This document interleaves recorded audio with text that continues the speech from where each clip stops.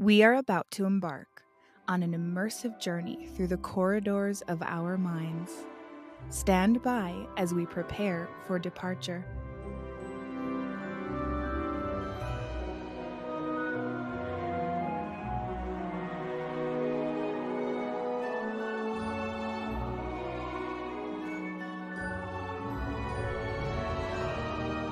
Welcome aboard, everyone, to the Productivity with Peace of Mind podcast adventure. Our journey will begin in just a moment. Inhale deeply and exhale. Our voyage takes us on a captivating tour, diving deep into the intricate layers of our thoughts and imagination. Brace yourselves for the complexities of our evolution. For a safe and enjoyable journey, stay seated. Secure your helmet and protective goggles, and keep hands, feet, and legs inside while the ride is moving. Now relax and enjoy.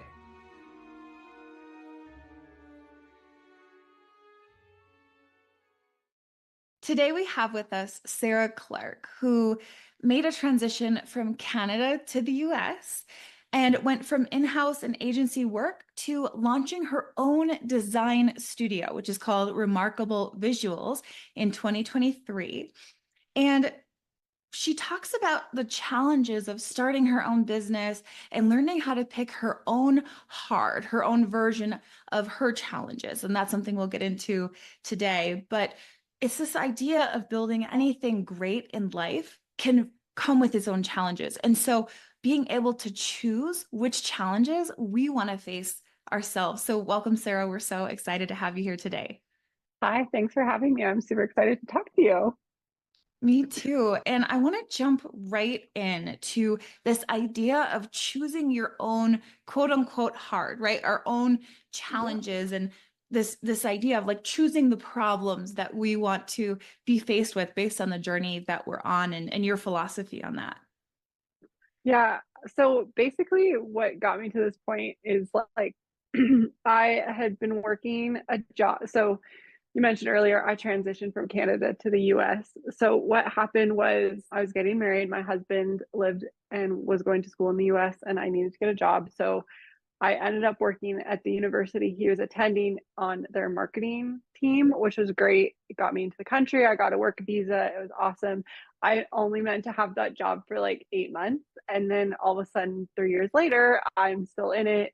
But now we have decided to stay in the US. We've moved across the country, and suddenly, like, there's all these changes. And something that I found on repeat too was just like there was a super high turnover within my team. So 1 minute I would enjoy my manager and who I was working with, and the next would be like all new people, and I'm like retraining people how to like Yeah. talk to me. And I found this across the board. Like my sisters were going through job transitions. They like would think they'd found their dream job, they'd have an incredible boss, and all of a sudden the management would change and they would hate their life, they'd hate their job. Like everything could change so much, and it was always out of your control. And I really started to like hate that cycle.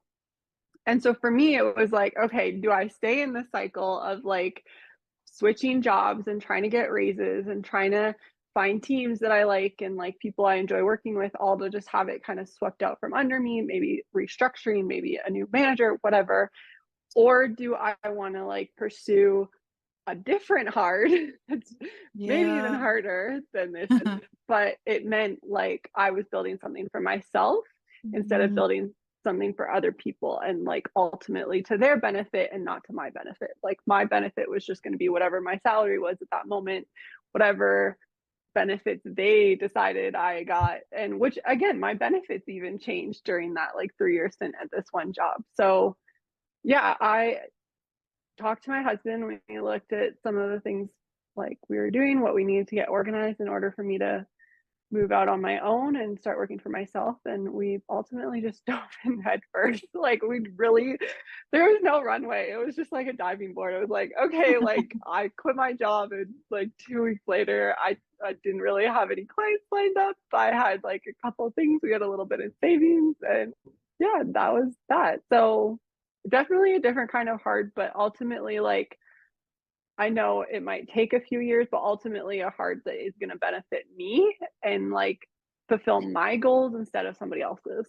Absolutely. I really love this idea that, well, I don't even know when I came to terms with this. I think it was like a few years ago where I realized like, okay, no matter what I do, there's problems to be solved. Like life is a series of problem solving. And Yeah. we get to choose. We actually, like, we're empowered to choose, like, okay, what path do I want, which therefore lines up with which problems do I want to solve, and Yeah, absolutely. which ones are worth it, right? To like put that energy into it and put our focus on where it's like, it's not that it's not hard. It's that you feel empowered and aligned with your values of I chose this Yeah.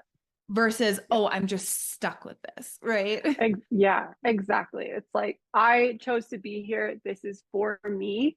This is on my terms instead of this is being forced upon me and now I just have to like suffer through. I just have to survive. So it's kind of like surviving versus the potential for thriving. Right. And there's also to say, like, I feel like we'd be missing a point if we didn't touch on this, but there's also the point of like, there are external circumstances that are out of our control, right? Like sometimes Yeah. we have an illness or like there's something, chronic in our health or, something in our family happens or something in like you said, you mentioned these transitions in companies where like Mhm. shifts happen, but then we get to decide still, okay, this is the circumstance. What am I going to do about it? Like, what am Yeah. I going to decide to go after or choose now that I know the circumstance? So it's not to say that we're saying, oh, you can just like create whatever you want and like, be a magician, which will like be It'd be nice. great.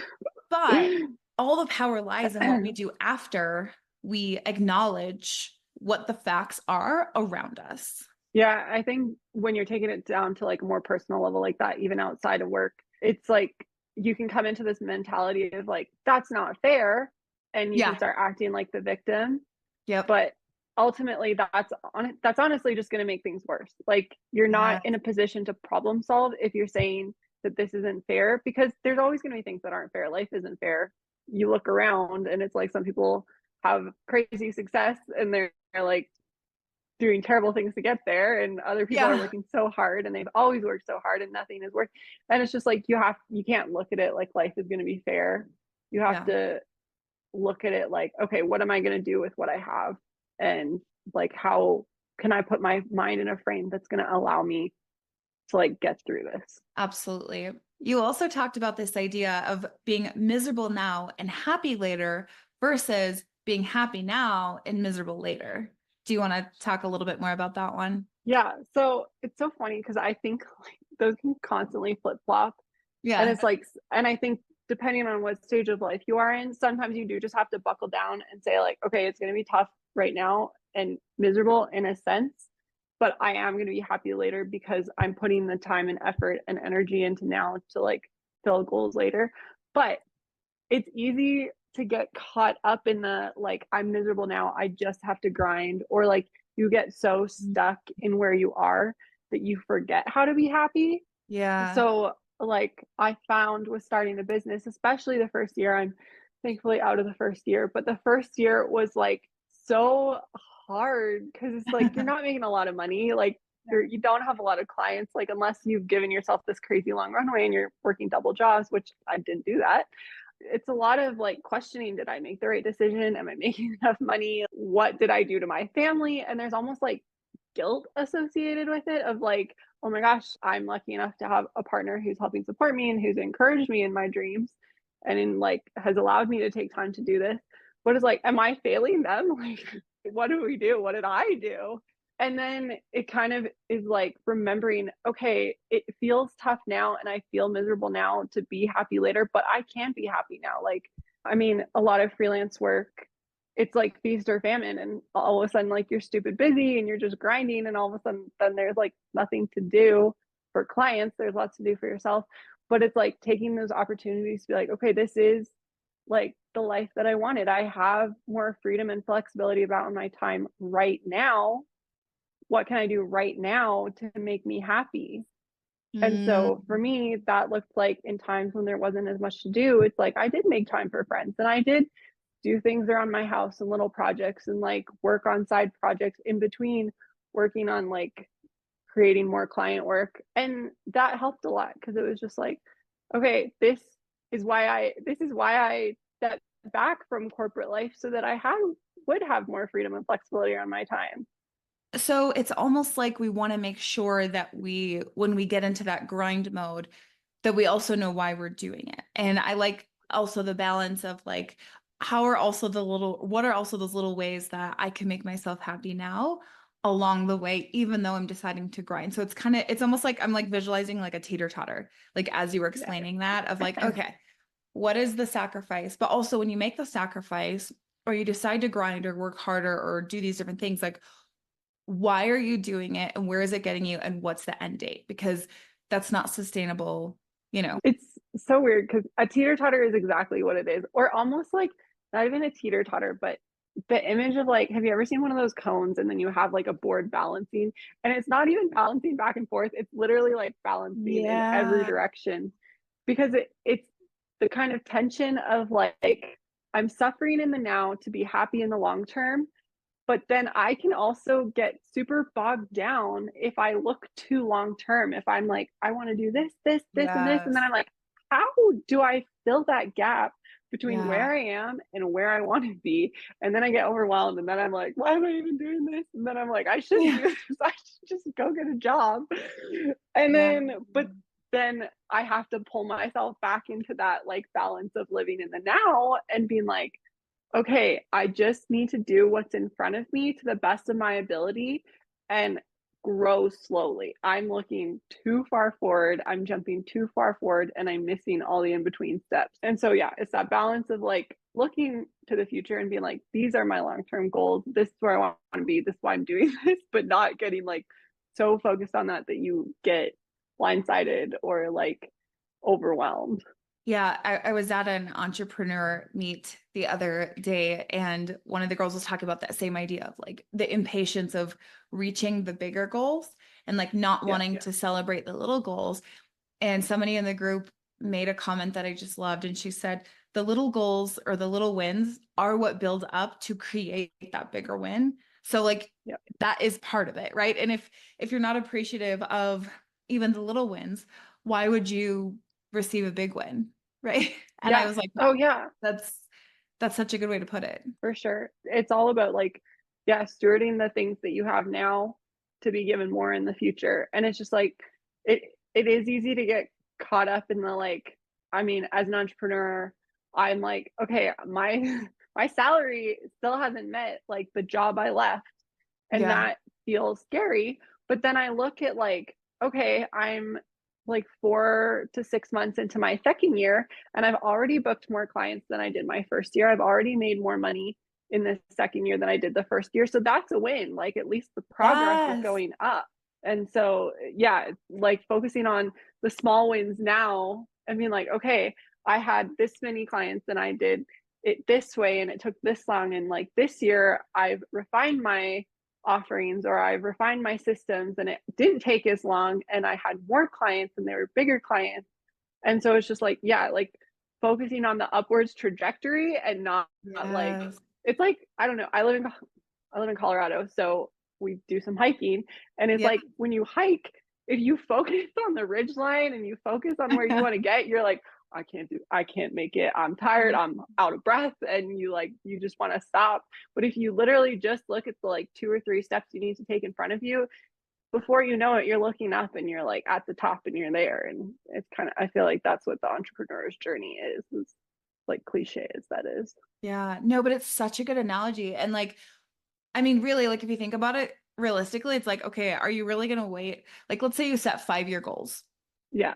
5 years, right? And you're like, I'm not going to allow myself to feel joy or celebrate until 5 years. It's like, are you really going to go 5 years without feeling happy? No, Like, that's no way to live. no. I also, one of the quotes that I read recently that I love so much, I can't remember who it's from, but it was like we tend to overestimate what we can do in a year and Mm, underestimate what we can do in 10. yes. And it's just like you said, again, those small wins just build on each other. And so maybe we can't do the like 5 big things we did in a year, but if you look back on your like maybe you look back on your past year and you're like, oh my gosh, I didn't run that half marathon I wanted to, and I didn't like do this and I didn't have the healthy whatever. But if you look back at 10 years, you're like, I have done so many things. I'm a completely different person than I was 10 years ago. I've had completely different experiences than I anticipated. Like, yeah, 10 years is a long time. 5 years is a long time. But you don't want to be unhappy for 5 years. You want to focus on Right. those little wins. And like you don't know what's going to happen or like who you're going to meet along the way, or just like it's one little thing that could take you over the edge that you don't even see coming. Like, I feel like I listen to a lot of other entrepreneur stories through like podcasts and books and whatever. And so often it's like you're grinding, grinding, grinding. And then all of a sudden you have this like one breakthrough moment, and it's like the door is just open. And it's just, you have to like survive to that breakthrough point. Absolutely. I love that idea of the breaking point. And it's like really like it can be so slow in the beginning. And as you do grow and get more traction, like it becomes exponential. And that's the point like Yes. all Yeah. new entrepreneurs are waiting for, right? But it's like, can you hold out until you Yeah. get to that point where growth is just natural? And by that point, you're not even surprised because you've put in all the work and you've done everything that you needed to do to get there. Yeah, it's like, I mean, I spend probably too much time online on TikTok and stuff like that, but I'm watching a lot of other creators who are doing similar things to what I'm doing, and I'm comparing myself to them. And then I'm like digging deeper and finding more of their background story and realizing they are like 3 to 6 to 8 years into their journey. And I'm Wow. comparing my progress at like a year and a half and wondering why I'm not where they are. And I'm like, Sarah, like, no. And it's just like, I think we all think that we can do what nobody else did in like Yeah. a year or two, and we're Yeah. like, oh, we're gonna be the ones who do it. We're gonna be fast. Like, I've got this in the bag. And then we sit down and we're like, oh yeah, there is only like so many hours in a day, and I am human and Mhm. I do need to sleep and eat and all these things. And suddenly it is like a 3 to 5 year journey before you are seeing some sort of like progress that feels measurable. Totally. So, how did you shift from looking at your long-term goals to making those daily decisions, in your present life right now? Like, how do you break that down to like, okay, here's where I want to be. Like, what do I need to do Mhm. now? Yeah, I think I looked at my long-term goals and I was like, not even my business goals, but I looked at my personal goals and I was like, part of the reason I'm doing this is because I want more flexibility around my time. I want to be able to spend more time with like friends, take care of my family, stuff like that. And then I started looking at how I was like living daily, and I'm like, I'm not making time for friends. I'm not taking care of my house, or I'm not cooking dinner. I'm not even taking care of myself at this point. So I'm trying to fit so much in. And I had to pull back a little bit. I'm like, I can't live in this like famine mindset of like, there's not enough time. And I started having to fit in things again. And I'm like, okay, I need to put boundaries around my time. And so for me, that looked like Mondays, I don't take calls. Mondays are for like other things so that I can focus on deep work, or I can like, instead of spending 30 minutes on a call with somebody, I can spend 30 minutes with a friend, which is going to be like more rejuvenating and like set me up properly for my week. I also, there's like a few books around this that like To Hell with the Hustle, and like I I like forget what, that title. there's another one about hurry, but there's like these principles around taking rest days too. And I wasn't good at that because like on top of what I'm doing as freelancer, I started working at a coffee shop part time to like fill some gaps. Hmm. And suddenly I'm like working Saturdays, and like my Hmm. Sundays have church, and all of these things are accounting for my time. And I was like, okay, there's principles around having rest days that you're actually more productive if you take one day to like truly rest. And Hmm. so it was like, okay, I need to pull back and I need to stop like making Sundays work days too, where it's like I'm coming home and I'm just sitting down and I'm trying to like get ahead for the week. I'm like, I need this time to like reset my brain and like rest and recalibrate and like spend time with friends, spend time with family, go outside, go for walks, like do things that are good for my mental and spiritual health so that I can keep putting energy into the rest of the week, and it's not just always like running on fumes or like running fatigued. Does that make sense? Totally. Yeah. And I think that slowing down is important because like as you talked about before, like these things take time, whether it's building a business or a personal project or building a career or whatever it is that we're building that do build up to these like longer term goals. Like I'm not talking about like the small goals you can do in a quarter or a year or whatever, but like Yeah, these long term big goals of like growing a successful business or like, climbing the corporate ladder, whatever your goals are, they take time. And I think it's important to like accept that, like you were talking about that it's like, yeah, it does take time. yeah. It's also too, it's like if you want to show up as this type of person in 5 years, like you need to start pretending you're them now. And so if like I think that in Yes. 5 years I want to have time for like maybe future children or like for friends or other family or whatever, if I'm not making time for them now, like over the next 5 years of not making time for them, that's a habit. That's me building a habit. So what makes me think that in 5 years I'll just be able to turn that off and be like, Yeah. okay, I hit the 5 year mark. Like now I'm gonna start making time for people. And so it's Right. like, yeah, we do need to show up today as who we want to be tomorrow or like next year, next month, or whatever. That didn't make sense. We need to show up today as how we want to show up in the future because the practice starts now. Absolutely. And with accepting the fact that some of these are longer journeys than we sometimes want it to be, it gives us our permission to build in that space for the personal stuff, the self-care, the time with friends and family. Because if you wait until you reach that goal, that could take years. And we Yeah. don't want Yeah. it to take that long. Like we want to have those things that create a rich and meaningful and deep life now. Absolutely. Yeah.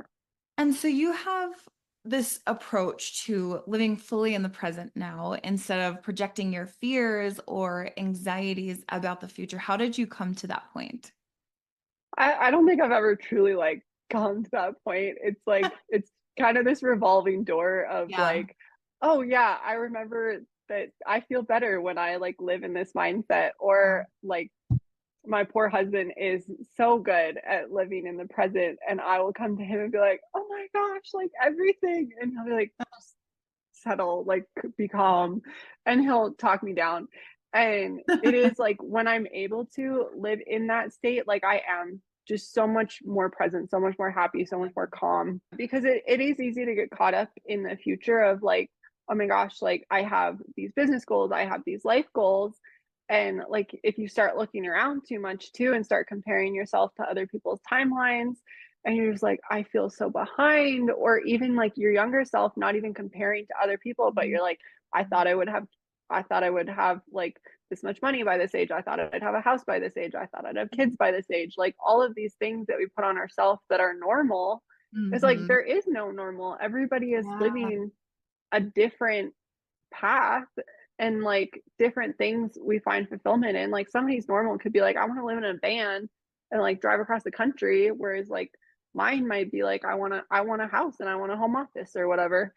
And so if I get too caught up in that, like what I want in the future, I stop living with like gratitude for the present. And like, I have a beautiful home that I'm living in, that I get to host people in, that I get to work from, that I get to walk around the park behind my house and enjoy the fall colors and the sunlight. And it's when I'm living in that present of like, okay, I'm thankful for where I am at now. I'm thankful that I'm able to do this. I'm able to work for myself, that I'm able to have a partner who's helped support me as I work for myself. It's like suddenly the present seems a lot more attractive and the future seems a lot less fearful.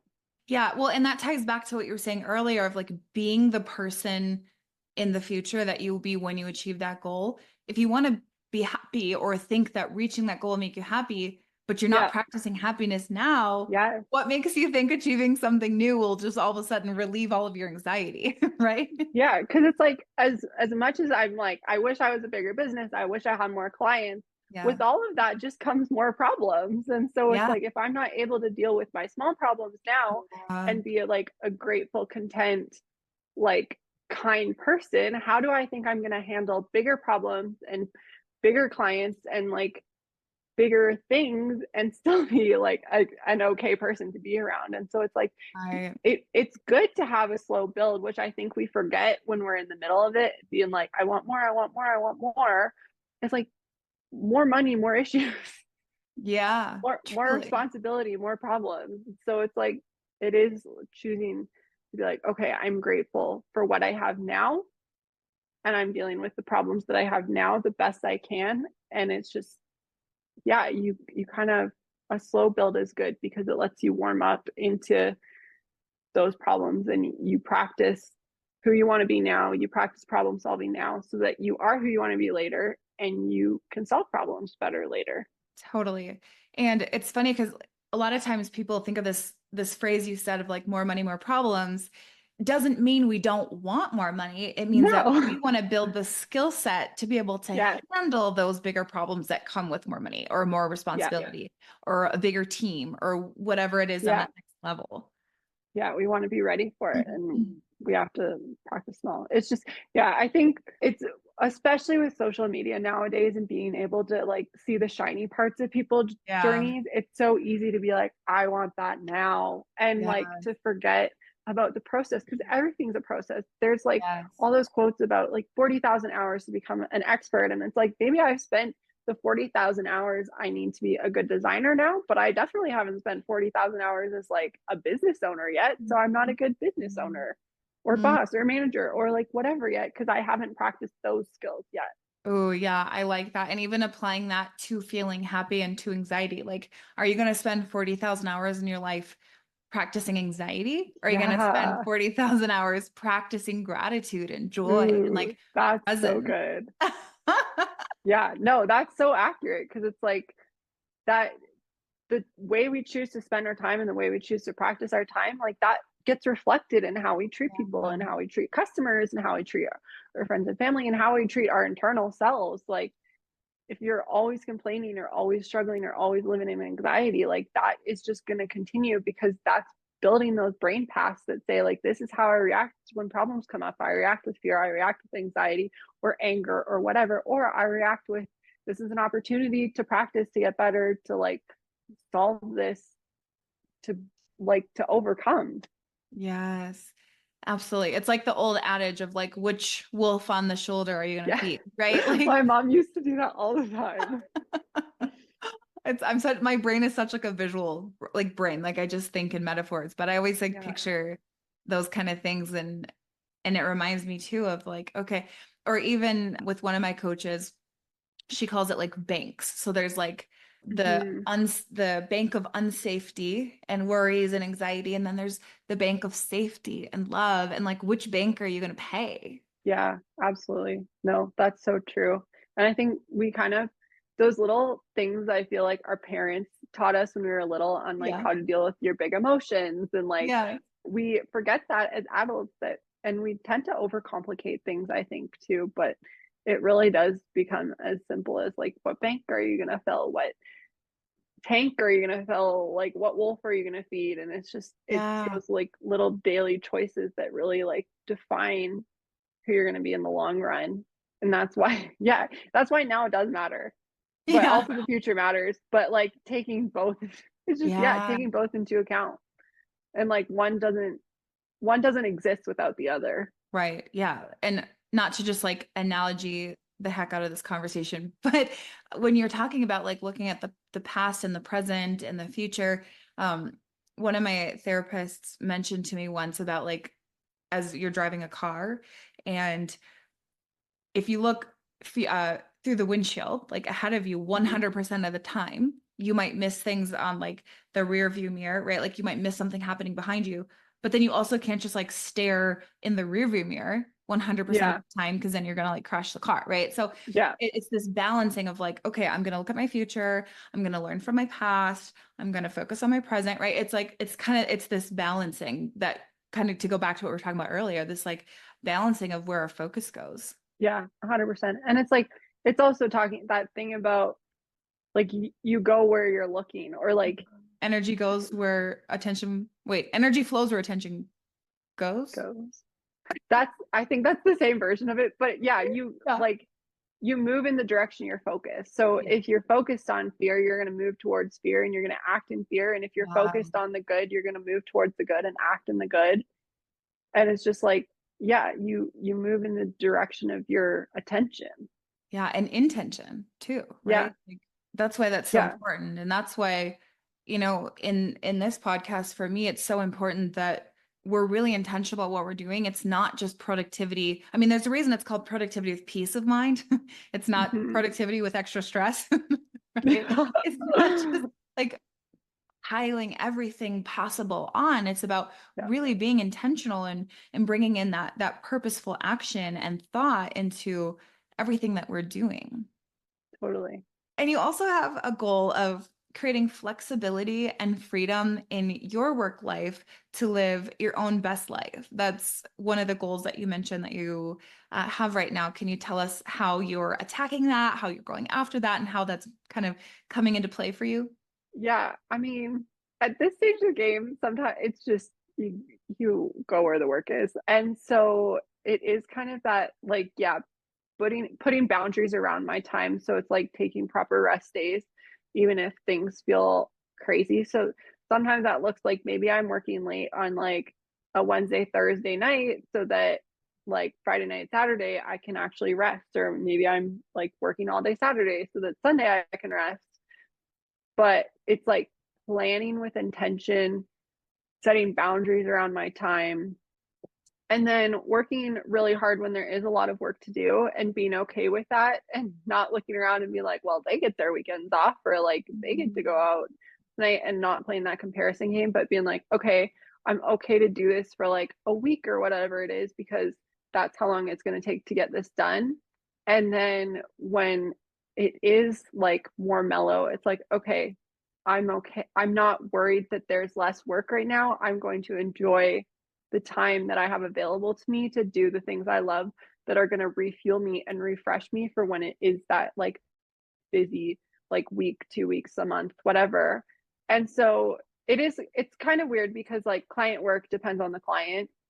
And so I can do so much planning, but then also there's like the inevitable like five people are getting back to you at the same time. And you kind of have to deal with all of them at once. And so it's just like being mindful to communicate with them that like, okay, there's a lot going on my end, so this is going to take a little bit longer so that I have the time I need to do things with peace of mind and not just like frantically pushing stuff out, but also like being okay with periods of like busyness and periods of lull and like just understanding that that is the rhythm and the nature of the game, whether I work in an agency or own an agency or work for myself or whatever. That's just kind of the nature of work, is that there's going to be periods of busyness that I need to be okay with and just work really hard during that time while like having good boundaries that keep me sane and healthy. And then being okay with periods of lull where it is like, I'm okay, I'm going to spend that time in pursuits that are life-giving. Yeah. I really love this idea that you're sharing on like when things slow down, appreciate it. Like Yeah. rest in that. Because I feel like a lot of times, like if we slow when things slow down, a lot of us will actually go into anxiety or Yeah. like jump into busy work just to like almost like numb out the fearful thoughts Yeah. or like trick ourselves into thinking like, oh no, it's not a slow, season or chapter. I'm really busy over here. And versus like, okay, yeah, this is a slow season and I understand that that happens in business and in life and in Yeah. careers and so I'm going to take the season to appreciate and kind of almost like revel in the rest and just like sink Yeah. into it and drop into it and be present for that because it's not always there. Yeah, I think it's especially weird too, like if you are someone like me who's coming out of corporate where you are expected to show up from like 9 to 5 Yeah. every day and have things to do every day, and you're just supposed to be somewhere and you're coming out of that into like a freelancer, like you have control over your time. You feel weird being out at like a workout class or an art class on a Tuesday afternoon and you're like, people are looking at you. Or like, even if you're like married or living with a partner or something, you're like, I'm out here doing my thing on a Tuesday afternoon and they're at work and it feels kind of weird for a minute, but it's like they're not seeing behind the scenes where like maybe you're working that Tuesday night while they're out with friends or doing like Yeah. a sport or something. And it's just like being okay that your hours are different and not feeling guilty that you're not on the same schedule as everyone else. So I think that is like getting over that guilt of how you're spending your time is different than how other people spend their time. And in those lull periods, it's like because you're not in a 9 to 5, you actually do get to enjoy those. Whereas in a 9 to 5, like if you're taking vacation, like people expect you to be going somewhere, like you're doing something fun. In a freelance role, when there's lulls, like you actually have the opportunity to enjoy those lulls. Like even at a 9 to 5, most people don't have enough work to fill like 8 hours. Like they're doing something else, but they're kind of stuck at their desk in an office and they don't actually Mhm. fully get to enjoy that time. But as entrepreneurs, it's like this is the joy of being an entrepreneur. When there is nothing to do, go and do nothing. Go and Yeah. enjoy doing nothing. And so that was like, that is kind of a mindset shift that I've had to like come around to, that does go towards my long-time goals, is like this is why I left corporate, so that I could have freedom and flexibility around my time and learn to enjoy that, like when there's nothing, do nothing and enjoy it. That was my Yeah. point, I remembered. Love it. And I think a lot of times we don't realize until we start doing it that slowing down and building in more spaciousness and more buffers and not overlaying the week or the day so heavy and so jam-packed that we actually are more productive. I don't know Oh if you've yeah. read the book Slow Productivity. I think that's what it's called. Oh, it's on my list. Is it? Yeah, I'm in the middle Yeah. of it, the audiobook. And actually I'm not in the middle, that's a lie. I'm like a eighth of the way through it. I just started it like on my Audible account. But it's this idea that like actually doing less and slowing down and having that space for rest, for play gives you more of an edge. You can get more done. It doesn't mean achieving less. It just means doing less in a shorter amount of time and building in that space to think clearly. Because there's so much Oh science yeah. out there on how when we, overload and work long hours, like we're not actually productive. Like our output Oh actually no. goes down after a certain amount Yeah. of hours. And so but yet there's this culture in our world that like, oh, if you're always on Slack or you're always on, Teams or, you're always online doing something, looking busy or always chatting with somebody about work, that's productive when in reality, that's not outputting any value, just looking busy. So Yeah. can you step back, find space to think, rest, even if you're in a corporate setting? Can you take 10 minutes to go for a brisk walk around the building or, go, just close your door and like put in like a guided meditation for 10 minutes or something to Yep. reset your brain because you're going to come back to that next chapter and that next step so much more clear-headed and so much more logical. I feel like I literally lived that like this week alone. Like there's only been 2 days in the week so far. But yesterday I was like overwhelmed. I like suddenly had all these things to do. And so I think I spent the morning like doing chores around my house and stuff to like reset my house so that I felt ready to do these things. And then when I sat down, I just like sat down from like 11 to like 8 p.m.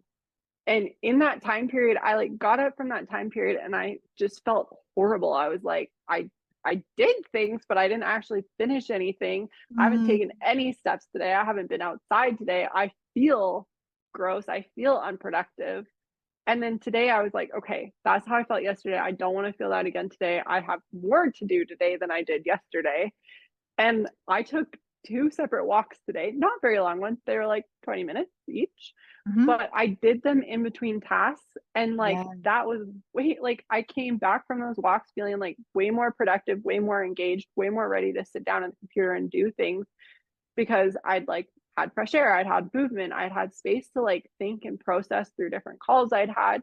And so I'm not just trying to like churn back into the grind, and while I'm processing like the conversation, while I'm trying to process the work, and I feel like way more productive today. I feel way more refreshed.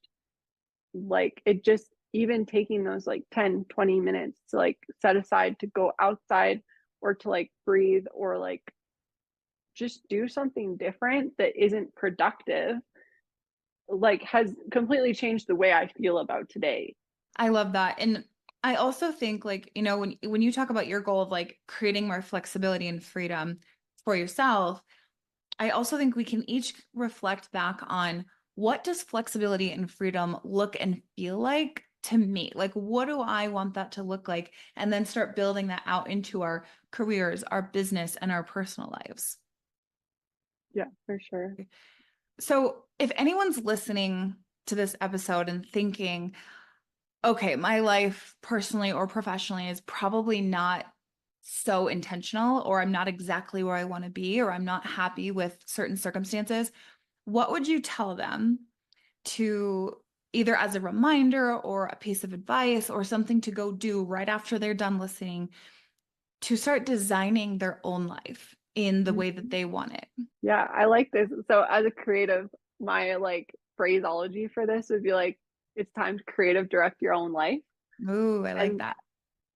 so that, like, I think that means, like, I would say right after this, after you listen to this, like the action point would be like, go sit down and like write what your priorities are. So like write what is important to you as a person, and then figure out how your work can facilitate that. And so whether that means like you're somebody, like I have one of my family members, she wants to be a writer. And so for her to be a good writer, she needs security and needs to feel secure and taken care of and safe. And so that means for her, she wants a good job that's going to provide well, that's consistent, so that she has the brain space to sit down and be creative. For me, I hate the grind of a corporate job, and I wanted something that was going to give me freedom to build on my own. So I sat down and I said, corporate work isn't for me. I would do better being my own boss. I'll do better personally, professionally, if I have the chance to like make my own decisions.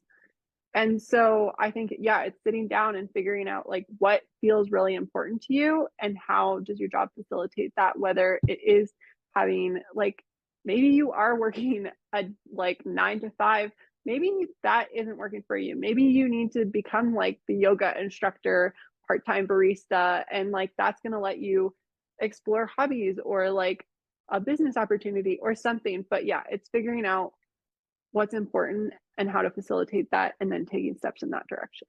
Amazing. I absolutely love that. And it's a great place to start. And I am just so grateful for you for spending this time with us, sharing with us your advice and your story on navigating entrepreneurship with balance, flexibility, and intention, and just really putting that purpose into everything that we're doing.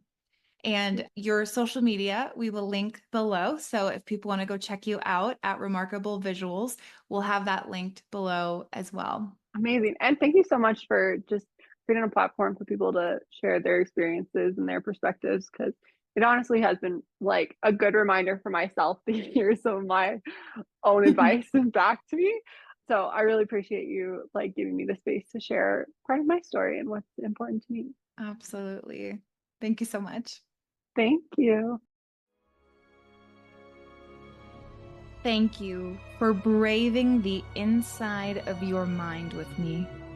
The better we understand ourselves, the more deeply we understand the world, and as our awareness grows, life just gets better and better.